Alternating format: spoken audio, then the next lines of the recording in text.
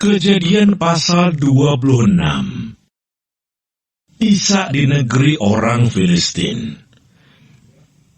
Maka timbullah kelaparan di negeri itu. Ini bukan kelaparan yang pertama yang telah terjadi dalam zaman Abraham. Sebab itu Ishak pergi ke Gerar kepada Abimelekh, raja orang Filistin. Lalu Tuhan menampakkan diri kepadanya serta berfirman, "Janganlah pergi ke Mesir, diamlah di negeri yang akan kukatakan kepadamu. Tinggallah di negeri ini sebagai orang asing, maka aku akan menyertai engkau dan memberkati engkau, sebab kepadamulah dan kepada keturunanmu akan kuberikan seluruh negeri ini. Dan aku akan menepati sumpah yang telah kuikrarkan kepada Abraham ayahmu. Aku akan membuat banyak keturunanmu seperti bintang di langit. Aku akan memberikan kepada keturunanmu seluruh negeri ini, dan oleh keturunanmu semua bangsa di bumi akan mendapat berkat. Karena Abraham telah mendengarkan firman-Ku dan memelihara kewajibannya kepadaku, yaitu segala perintah, ketetapan, dan hukum-Ku. Jadi tinggallah Ishak di Gerar." Ketika orang-orang di tempat itu bertanya tentang istrinya, berkatalah ia, "Dia saudaraku," sebab ia takut mengatakan, "Ia istriku," karena pikirnya, jangan-jangan aku dibunuh oleh penduduk tempat ini karena Ribka, sebab elok parasnya. Setelah beberapa lama ia ada di sana, pada suatu kali menjenguklah Abimelekh, raja orang Filistin itu dari jendela.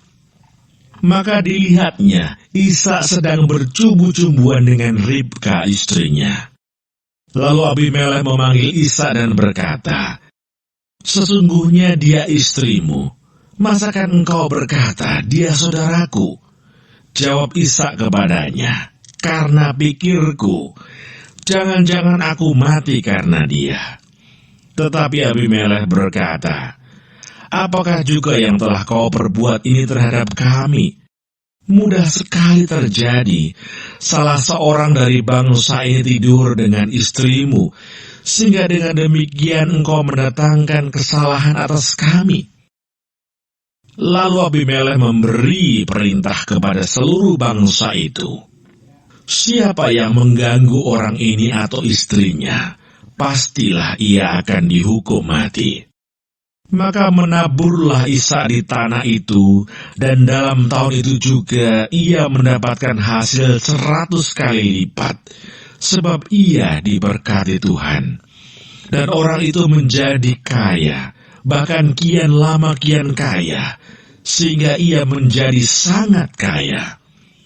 Ia mempunyai kumpulan kambing domba dan lembu sapi, serta banyak anak buah, sehingga orang Filistin itu cemburu kepadanya. Segala sumur yang digali dalam zaman Abraham ayahnya oleh hamba-hamba ayahnya itu telah ditutup oleh orang Filistin dan ditimbun dengan tanah. Lalu kata Abimelekh kepada Ishak, "Pergilah dari tengah-tengah kami, sebab engkau telah menjadi jauh lebih berkuasa daripada kami." Jadi pergilah Ishak dari situ, dan berkemahlah ia di lembah Gerar, dan ia menetap di situ. Kemudian Ishak menggali kembali sumur-sumur yang digali dalam zaman Abraham ayahnya, dan yang telah ditutup oleh orang Filistin sesudah Abraham mati. Disebutkannya lah nama sumur-sumur itu menurut nama-nama yang telah diberikan oleh ayahnya. Ketika hamba-hamba Ishak menggali di lembah itu, mereka mendapati di situ mata air yang berbual-bual airnya. Lalu bertengkarlah para gembala Gerar dengan para gembala Ishak. Kata mereka, "Air ini kepunyaan kami." Dan Ishak menamai sumur itu Esek, karena mereka bertengkar dengan dia di sana. Kemudian mereka menggali sumur lain, dan mereka bertengkar juga tentang itu. Maka Ishak menamai sumur itu Sitna. Ia pindah dari situ dan menggali sumur yang lain lagi. Tetapi tentang sumur ini mereka tidak bertengkar. Sumur ini dinamainya Rehobot. Dan ia berkata, "Sekarang Tuhan telah memberikan kelonggaran kepada kita, sehingga kita dapat beranak cucu di negeri ini." Dari situ ia pergi ke Berseba. Lalu pada malam itu, Tuhan menampakkan diri kepadanya serta berfirman, "Akulah Allah ayahmu Abraham. Janganlah takut, sebab aku menyertai engkau. Aku akan memberkati engkau dan membuat banyak keturunanmu karena Abraham, hambaku itu." Sesudah itu Ishak mendirikan mezbah di situ dan memanggil nama Tuhan.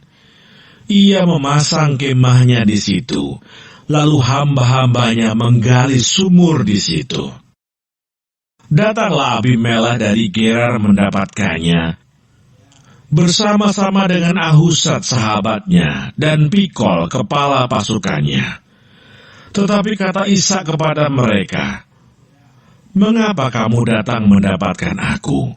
Bukankah kamu benci kepadaku dan telah menyuruh aku keluar dari tanahmu?" Jawab mereka, "Kami telah melihat sendiri bahwa Tuhan menyertai engkau. Sebab itu kami berkata, baiklah kita mengadakan sumpah setia antara kami dan engkau.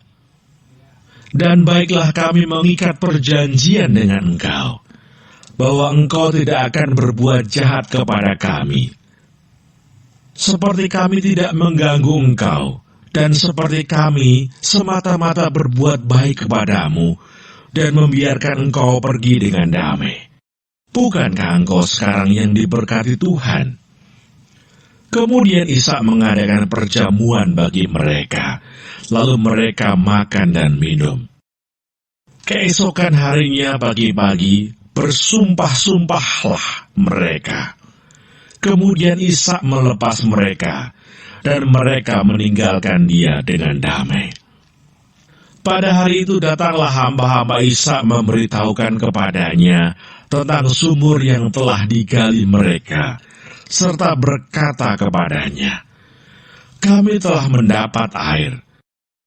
Lalu dinamainya lah sumur itu Sheba. Sebab itu nama kota itu adalah Berseba sampai sekarang. Ketika Esau telah berumur 40 tahun, ia mengambil Yudit, anak Beri orang Het, dan Basmat, anak Elon orang Het, menjadi istrinya. Kedua perempuan itu menimbulkan kepedihan hati bagi Ishak dan bagi Ribka.